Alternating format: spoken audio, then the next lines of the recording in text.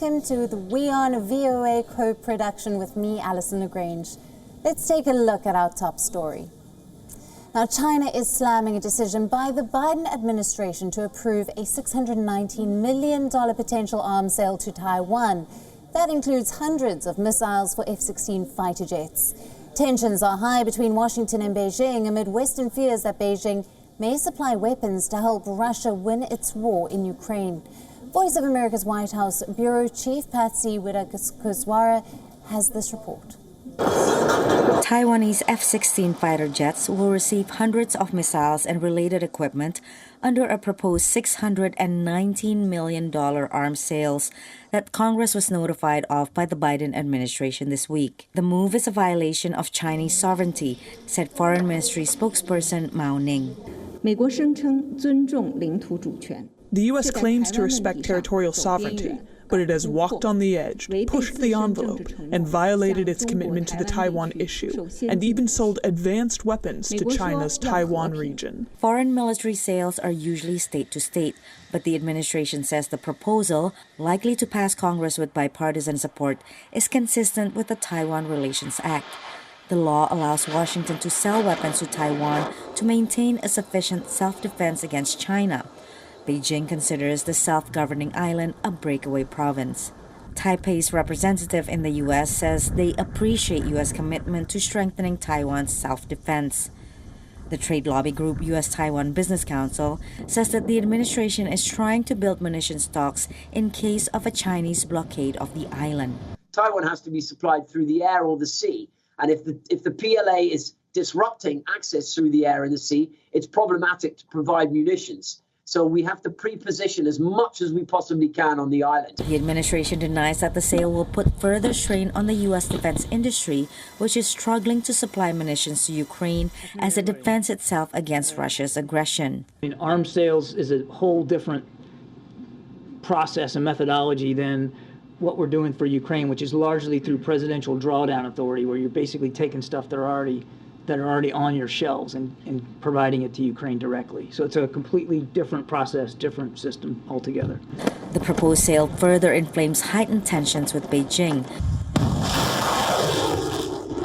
amid Western fears that China is considering providing weapons to help Russia's war in Ukraine and the growing ties between Moscow and Beijing. Earlier this week, China rolled out the red carpet for Belarusian President Alexander Lukashenko, a close Russian ally. Might China try to send some type of armament to Belarus? If so, the line between going to Belarus and to Russia is a very fine one. A meeting between Chinese President Xi Jinping and Russian leader Vladimir Putin is also planned. Patsy Widakuswara, VOA News at the White House. Now, VOA's Jessica Stone joins us live from the White House. Hello to you, Jessica. The U.S. Commerce Department is asking chip companies to apply for $39 billion in subsidies to build domestic semiconductor manufacturing in an effort to reduce dependence on Taiwan. How will this work? Well, this is what's called the CHIPS Act, and it was passed last year, and it does have this $39 billion in incentives and subsidies to manufacture semiconductor chips inside the United States. The applications went out this week, and that means companies from Samsung to Intel to Micron can now apply for these subsidies. But in order to get one, they also have to agree not to expand any of their own manufacturing operations to any other foreign country within the next 10 years. So that's one of the ways that the United States is using these funds to keep the investment local. The U.S. wants to create 2 new large clusters in the United States that would have research and development, that would have production, and also what's called packaging, which is where they arrange the semiconductor chips onto the board, and that's really another part of creating these high-end electronics that we all rely on: our iPhones, our iPads, our various laptops and computers. Washington really wants to use this $39 to $50 billion that they have under the CHIPS Act to seed private investment in this part of the industry. In fact, Gina Raimondo, the U.S. Secretary of Commerce, said last week she could see this money seeding as much as $500 million in private capital investment in this sector. And so that's where this is headed. The applications, as I said, have gone out. They will start reviewing them as soon as they come in, and that will be, we should have some awards in the next few months. Allison? Right, Jessica. Now, this week, 2 U.S. agencies verified that they believe COVID-19 is as a result of a leak from a Chinese lab in Wuhan. Yet the White House still says that there is no consensus on the issue. What are the implications inside the United States and for U.S.-China relations?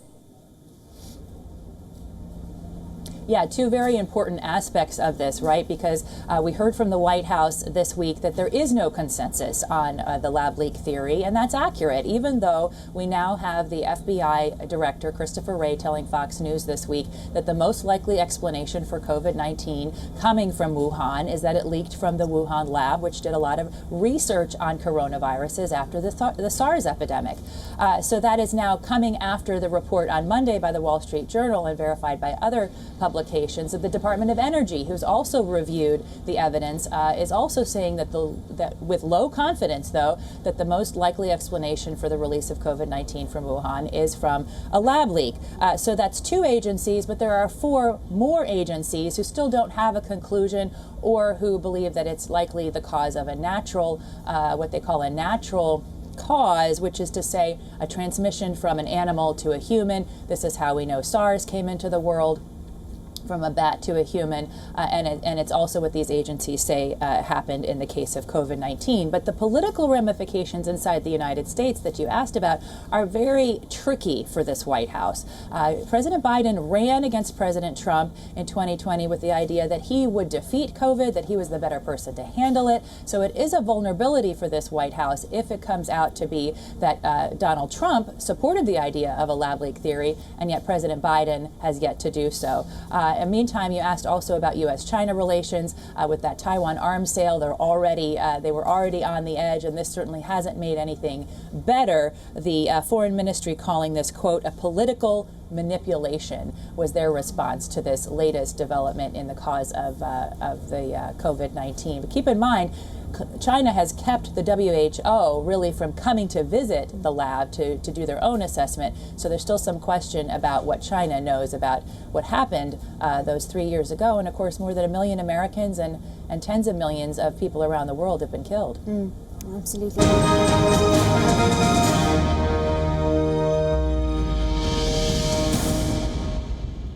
The overdose deaths from the drug fentanyl have communities across the U.S. scrambling to respond. In Washington state, librarians are becoming unlikely first responders in this latest wave of the opioid crisis. Natasha Mozgovaya has the story. Just hold it like this. You don't want to drop it because it can deploy the spray, but it's not harmful if it gets deployed. You just have to start again with another one. Gabi Fuentes is explaining a new skill learned by her library staff, administering an emergency drug that can temporarily reverse opioid overdoses. In America's deepening fight against the drug fentanyl, Tacoma's library now has a dispensing machine for the potentially life-saving antidote naloxone, alongside its free hot coffee and COVID tests. We worked with the Tacoma Needle Exchange to create a contract, basically, to help us support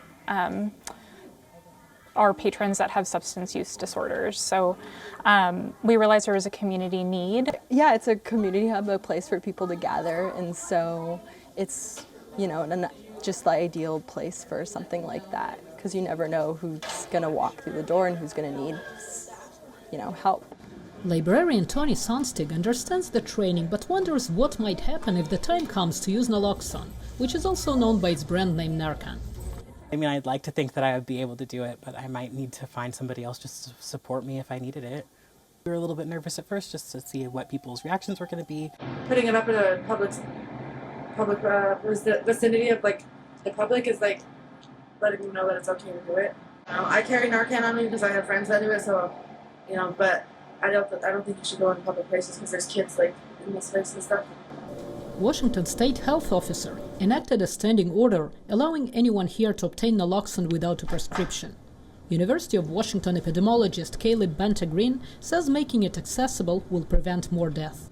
There's good evidence we keep seeing over and over and over again that of all of the populations you want to make sure have naloxone, it's people who use opioids and or those who are friends and family and loved ones of them. They're most likely to see an overdose and most likely to see the greatest number of overdoses.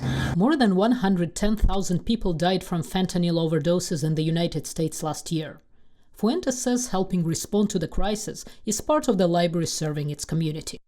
A lot of people have reached out to us to say they've lost family members to addiction recently, and this, just knowing that they have the tool to be able to prevent a death like that has just been so important to our community. With 2 expert panels unanimously advising the U.S. Food and Drug Administration to approve making naloxone available without a prescription, machines like this could soon become a familiar sight in other public institutions. Natasha Mozgovaya, VOA News, Tacoma, Washington. Now, VOA's Jessica Stone is still with us from the White House. Hello to you, Jessica. Now, the U.S. Drug Enforcement Agency says that China remains the main source of fentanyl for the United States. Members of Congress have launched an investigation into this and other aspects of the U.S.-China relationship. What is the scope of their investigation and what are they seeking to achieve? Well, they're focused on maintaining U.S. predominance in the global economy as well as military, and they believe that China is a threat to both of those things.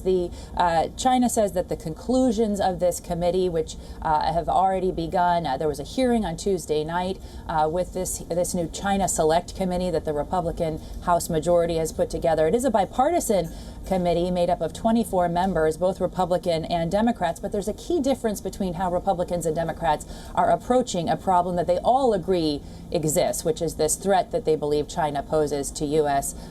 strengths in the military and economy. While Republicans are really focused on military spending as well as highlighting some of the ideological differences and blocking Chinese companies from merging with American companies, we're seeing that Democrats really are doubling down on industrial policy, the likes of which we talked about earlier with the semiconductor investments. They want to see more government spending to incentivize onshoring and training in workforces that can continue to increase American innovation. Beijing has responded to this as well this week. There's been a lot of tit-for-tat responses from the U.S. and China this week. Beijing calling this ideologically based committee with a zero-sum Cold War mentality. Allison? Right, another area of technological vulnerability for countries around the world is cybersecurity. The U.S. just released a new strategy to combat this threat. What can you tell us? Yeah, it's an interesting strategy, this national strategy released, and it is really focusing on shifting the burden of protection from from consumers to industry, arguing that industry is in a much better position to create technology that has more protections in it, as opposed to putting all of the burden on the individual or a small business. This strategy argues that these are not people that are equipped to do that industry should know best on how to do that. They also want to treat ransomware attacks as a national security issue, which would really elevate it from just sort of a pain in the neck for consumers or an identity thief type of situation for an actual user to a national security issue, elevating the research and development behind preventing them to the federal level. And they're asking the industry to create what's called secure by design technology that would, again, take that pressure off the individual and put it back onto the industry. And this is a departure from how things have been approached in prior administrations, where there was a combination of public-private partnerships and other efforts that were much more decentralized to approach this. Now, here's the question. How far is this really going to go with a Republican House? The Republicans now controlling the House. It's unlikely that they're going to support all of this. Many of the Republicans would prefer to see a less centralized approach. And a senior administration official told our Patsy Widakuswara that getting this liability shift passed by Congress could take up to 10 years to pass. Allison? Right, Jessica. Thank you very much. Always great to talk to you.